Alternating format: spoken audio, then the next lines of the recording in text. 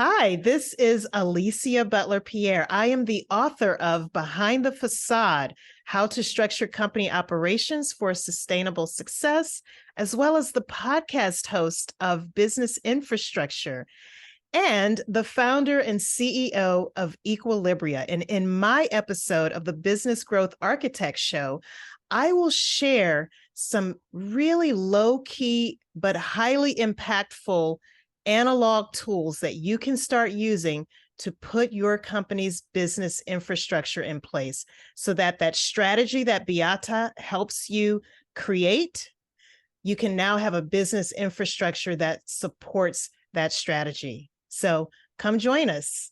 Hello, fabulous person. Beate Chelette here, the Growth Architect. Welcome back to the Business Growth Architect Show, where we bring you cutting-edge business strategies from some of the world's most successful entrepreneurs, business transformation experts, and visionaries who want to help you to scale your impact. Look for one tangible strategy that you can take back and implement right away. And now back to our guest. Welcome back. This is your host, Beate Chelette, and I am on the podcast today with Alicia Butler Pierre. Alicia, it's so exciting to have you on the show. Thank you for being here. Thank you, Beate, for having me. I'm so excited about this interview. Excellent. Well, you and I, we're like, sisters from a different mother when it comes to organizing and strategies and systems. So I think we're going to have a very engaging conversation. So for somebody who doesn't know who you are, will you please tell our audience who you are and what do you do? Sure. Thank you for the opportunity. I am Alicia. I am in Atlanta, Georgia, in the southeastern part of the U.S. I own a company called Equilibria. It's a 17-year-old. Every time I say that, Beate, I can't believe it. 17-year-old operations management firm, and we specialize in creating business infrastructure for fast-growing small businesses. So now that we already have to dive in a little bit, because when we talk about infrastructure and the definition of fast growing businesses, I have a sense that there's a problem that usually turns up when a company grows really fast. Tell us about that. Indeed. And, this is why we prefer working with existing businesses, because with startups, it's all about getting the customers, right? It's all about marketing and sales and promotion, publicity, all of these sales and marketing related activities.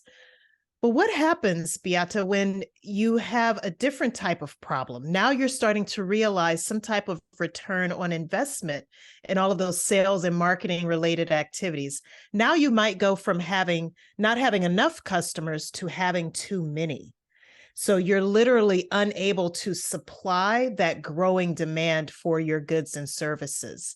And that's where we usually can come in and have a conversation where we can actually get the owners and the other leaders or managers within that fast-growing small business. That's when we can really get their attention. But if we try to do that in the beginning, talking about processes and systems and business infrastructure, it just falls on deaf ears. Yeah, I will second that. I believe that there's a very clear distinction here, and it's important to really point this out. I'm glad you did.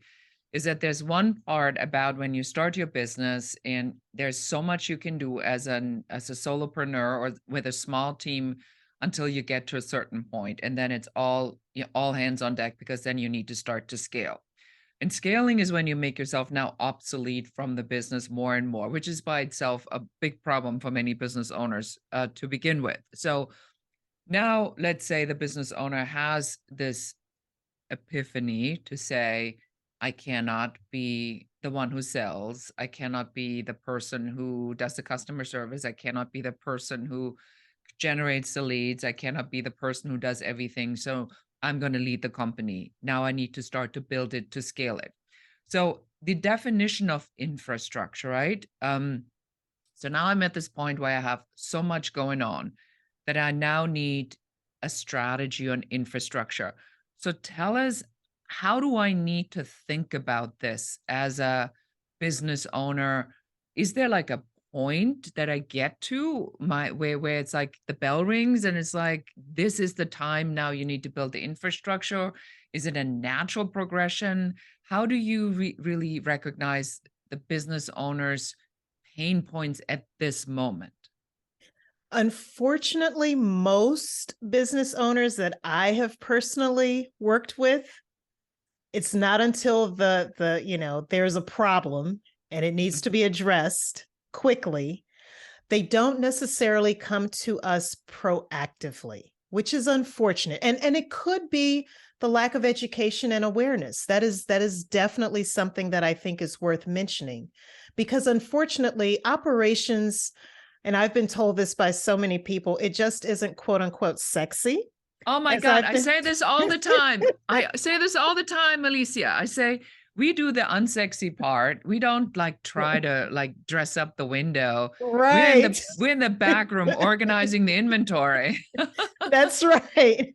That's right. So it's, and I'm so glad you said that, because it's the things that our customers don't necessarily see, but that they experience. So all of that, you're right, back office operational things that are going, we are doing the work that the salespeople that are out there making the promises, we're in the background making sure we can actually deliver on those promises that are being made. So unfortunately, again, most founders and entrepreneurs that I've worked with personally, it's not until there's been a failed audit, a rising increase in the number of bad customer reviews, the realization that, oh my goodness, we have all of these customer orders, we can't keep up, we need to expand our team. Who in the heck do we hire first? And when we hire them, how are we going to tell them what to do, how to do it, so that the consistency of that good or that service remains intact? Those are some of the telltale signs of when, oh my goodness, we need to start to build some type of foundation that will allow us to sustain this fast growth and to your point, scale. Yeah, this is so fun for me, because I think that there is always a part where I think people like us, we almost like suffer from the unsexiness of the offer, because we make people do stuff that they don't really want to do. And when they come to us, there is a realization that they have to do this now, but it's not exactly like they're laughing, skipping, and singing when they're coming. They're exhausted, burned out, and oftentimes, are having an unpleasant experience. But I know that you have created a very fun system that helps with getting this chaos organized. So tell us about, how do you get them to not walk in the door and then turn around and clean up their sock drawer? Or just run away from me Oh, just altogether. Right? run away altogether. Exactly.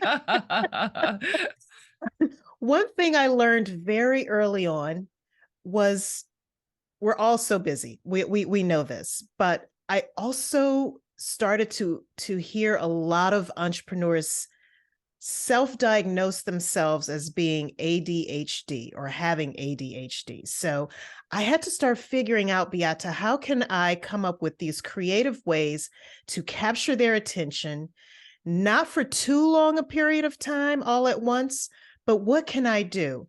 And I literally went into a school aid store one day for teachers, for elementary and middle school teachers. And I started thinking, you know what? Is there a way I can leverage visual aids? We're all so used to using these digital technologies, right?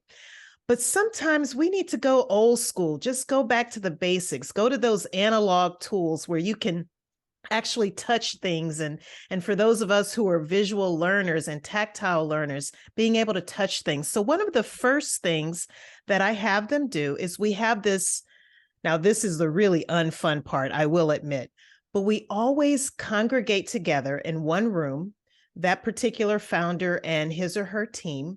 We try to get together in person in one room. And yes, this can be done remotely, but preferably in person.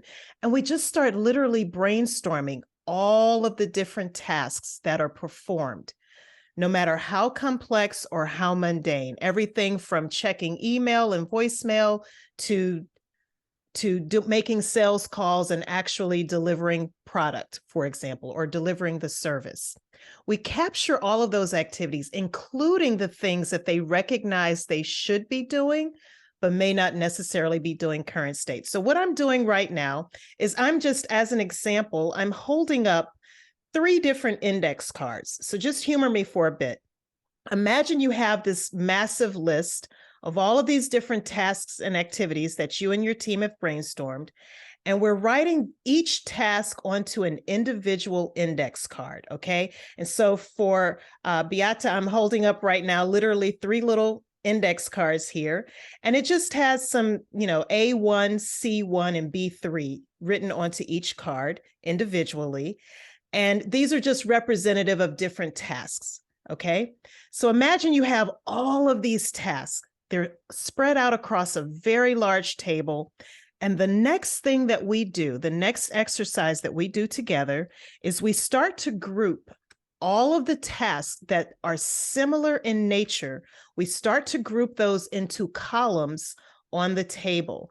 So right now I'm holding up, again, 3 different index cards. And in this example, they all happen to start with the letter A. So that's what they all have in common. But let's say, for example, if you have a task that says, send invoice, another task that says, make sure payment went through. And then there might be yet another task that talks about reconciling the books every month. Well, if you and your team were looking at those 3 different tasks, you might group those together into a column.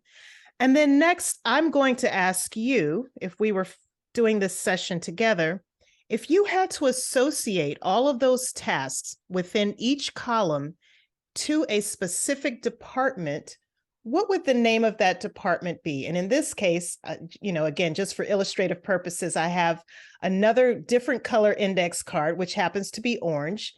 And I'm holding that above this grouping of tasks that are similar in nature. And I'm going to call it Department A.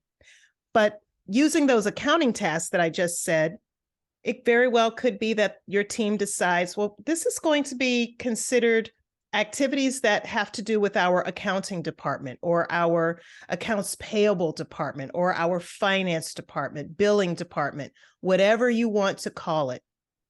The reason that's so important, Beate, is because for more established businesses, especially the medium and larger companies, they kind of take for granted that they already have some sense of structure in terms of understanding departments and the people and the activities that take place within each of those departments.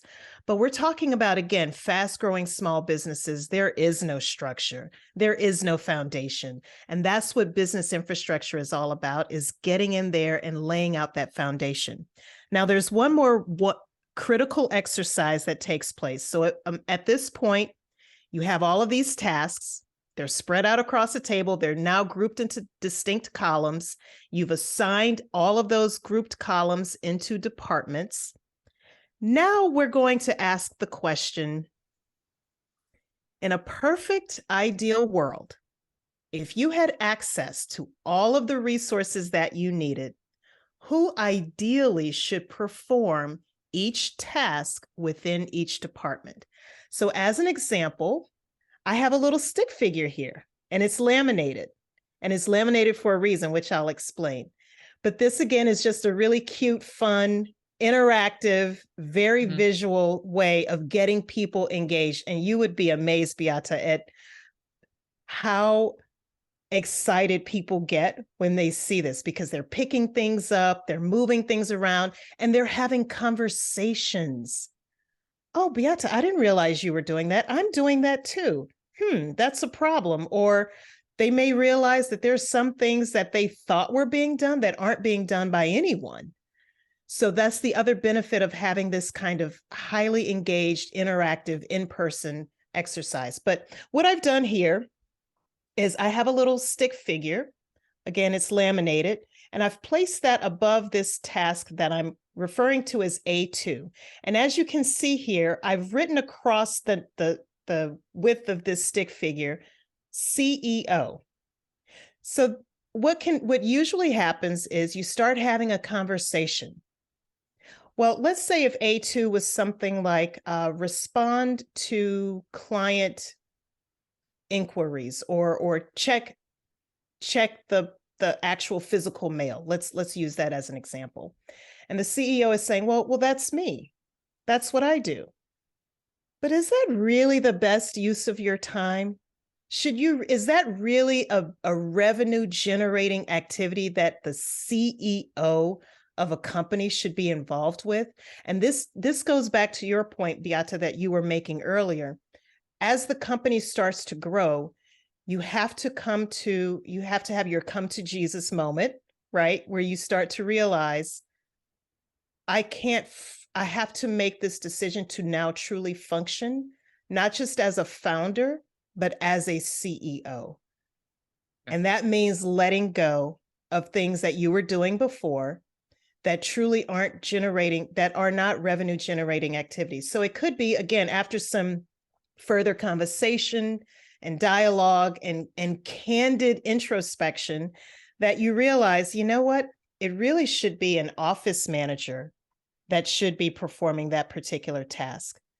The point of this exercise is not only are you identifying who ideally should do all of the work, but it's also getting you to understand where you can start outsourcing some certain tasks, as well as, are there just some roles that aren't filled at all? They're just completely vacant.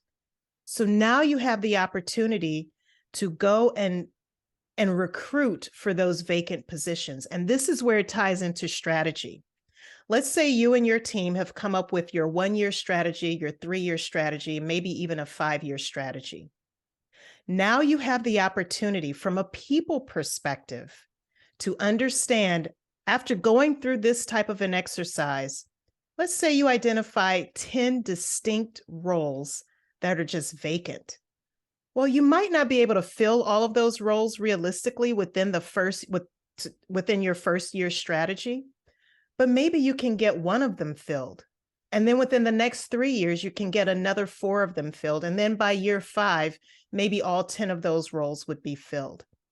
So this is how the business infrastructure can actually support the strategic planning or the strategy work, Beate, that you help your clients with as well. Yes, I like this a lot. It sort of reminds me very much of like school, right? Sort of an interactive arts and crafts project. Right. And I like that you have this ability to sort of explain it in these really simplified terms, so that there's, we don't always have to go to a high level. We don't always have to make it really complicated. Sometimes it's just as easy as this. It's like, what do you actually do? Write it down, Yes. each task, organize the task. I mean, we use whiteboarding software for that. We are more in the systems and processes and the offer of the company versus in the individual, restructuring. But I can see what, from my perspective, what we see a lot is that people then come in and says, I know I need to hire, but I don't know who I need to hire. And I can see how this comes in to say, well, how about we look at what the tasks are that we are performing and what our capacity for these tasks is, and then figure out who do we need to bring in to manage some of these tasks. And I love the idea of, how many times does a CEO go like, well, it's my job to be the authority and the expert and I need to be the visible part, but then do you really need to look at every email that comes in? Exactly. Because it just clogs up so much of your time. And then is it a salesperson or is it an office manager? What is the biggest bang for your buck for the business? Because if you can grow fast by bringing a salesperson in, then you can hire, 2 office managers if you want to, that do all the tedious tasks. So I like the idea of the hierarchy of understanding all the tasks, organizing them, and saying, where's your priority with this? And we will be right back with a couple more questions for Alicia about building a proper infrastructure for your business.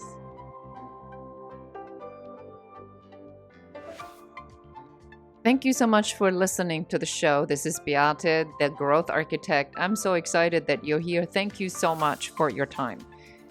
Have you ever wondered why your business is not growing as quickly as you would like it to be?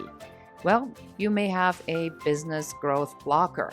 And if you'd like to find out what that business growth blocker is, go and take our brand new quiz at growthblockerquiz.com. And in only a few minutes, you're not just going to find out what that blocker is, but also what to do about it. Again, go to growthblockerquiz.com. And now back to the show. Beate Chelette here with Alicia talking about business infrastructure. So Alicia, you just took us through this great idea of having these index cards and figuring out some of these pieces that I need to do as a business owner. So my next question for you is now from a strategic perspective, right? How do we get people to actually then execute? Because Great that, question. I bet, is your next big thing. Because people say, yes, we must change. We're going to hire you. We come in, we love it. And then they go back to their office and they want to be like a rubber band and snap right back into their old habits. Help us. Great question and great point. So what happens next once we've gone through this trouble of, or the rigor, I should say, of identifying all of those tasks, grouping them into departments, figuring out the people? One of the outputs, one of the many outputs, Beate, is our job descriptions. Now you have a very detailed listing, a much more transparent listing of all of the things that a particular role would have to perform. So that's one of the things. They are motivated to actually now go out and recruit for those vacant positions. And if there's any reallocation of certain activities across roles, they're motivated to get it done because they know now, if we want to keep growing with less chaos, they have to do these things. Another output that I think is worth mentioning is identifying the processes that they actually need to start documenting. Because you can go out and get these people, you can start recruiting, interviewing, ultimately making a job offer to fill some of these different positions, or if you want to outsource some of them, whatever the case may be, however you decide to expand your team. But once those people are on board, how are they going to know what to do? How can you, they're not communicating telepathically, right? So we take those same tasks that were identified within each department, and we start to figure out, how do some of these different tasks actually roll up into processes? And so this is another output. You actually come up with a master list of all of the processes that you need to document in your company across all of the departments. Now, you can't document them all at once, of course, but it could be that, again, based on your strategy, you understand, you know what?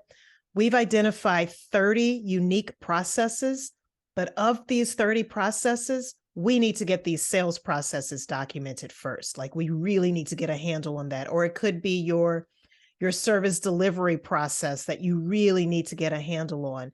But the point is this: you now have that list. And when it comes to documentation, here's where this is another place where people can say, oh my God, I just want to run away and bury my head in the sand. I don't want to do this, because we're talking about getting into the nitty-gritty detail. I want to challenge your listeners to abandon that old school way of thinking about process documentation, because that old school way of thinking is, remember those operations, those thick, clunky operations, manuals that we used to have, and they would sit on the shelf and collect dust, and oh my goodness, the thought of having to update it, oh my goodness, it could dreadful. It was dreadful. Perfect adjective. But instead, you could use something as simple as your phone. You could use Zoom. You could use Loom. There's so many ways that you can just quickly capture how you do something, especially if it involves the use of a software, for example. Just get on a quick Zoom call, start recording yourself, literally showing a person step by step, this is how I do this particular thing. If you don't want to have it in a video format, you could still record yourself on video, or you could even take your phone and record your audio. And you can use a tool like designer.io to actually transcribe that video or audio. And there you have your process. So these are very quick ways of getting information out of people's heads and onto, for lack of a better word, proverbial paper, so that information can then easily be shared with the new team members that you'll be bringing on. Yes, I like this a lot. So, one of the ways we do this is we use a project management software, Asana. And Oh, as yes. we just hired a sales person, we started to document all the things that we did, like set up the email and we start setting it up in a template so that this template can then be duplicated as an onboarding tool. Set up, get access to Asana, set up your email, give, access to the documents in the Dropbox, so we went through all these things, and there's like 20 things now, and that becomes your manual. So I think you are correct in saying that it doesn't have to be so complicated, and there's not a right or wrong format. There's a company out there called Trainial, which is an entire software program where you can build these things up and then have access to for your employees to go in and get their training manuals. So there's so many different things available to you to capture that, and it doesn't have to be boring. I absolutely love this. So Alicia, for somebody who now has listened to this conversation and says, I must know her, where do we send them? The best place is, well, I'll say for purposes of this conversation, is my company's website, and that is eqbsystems.com. And when you get there, you'll find a number of things. You'll find a link to the book. So if you want to learn more about these exercises and how you can actually implement this in your own company, you can certainly buy the book. I also have a podcast. So the podcast is a free resource, but then we also have a new online course, Beate, that we are just launching. It's called The Smooth Operator, and you'll see links to all of those things when you go to eqbsystems.com. Wonderful. Excellent. So you all go check it out. And what's the name of the podcast? So we give that resource out as well, please. Sure. It's called Business Infrastructure, and the subtitle is Curing Back Office Blues. Okay. Excellent. Well, there you have it. So some really good advice, Alicia. Thank you so much for being on the show. I like the no frills. Let's just get it done. And here are ways to do it. I think very helpful. So thank you so much for being on the show. Oh, thank you so much for having me. It's such an honor. And that's it for today. Thank you so much for listening. This is Beate Chelette, the Growth Architect, and goodbye. And that's it for us today. Thank you for listening and watching the Business Growth Architect Show. I enjoyed having you here. And for accountability, just take one of the strategies that you have heard, one thing that you can implement in your business immediately. Please leave comments. Don't forget to like and share this show. And if you have any questions about business, please put them in the comments. We are here for you. We're here to support you and help you to grow, build, and scale your own business. For more advice, please check out our website in the show notes below. Thank you again. This is Beate Chelette, the Growth Architect, and goodbye.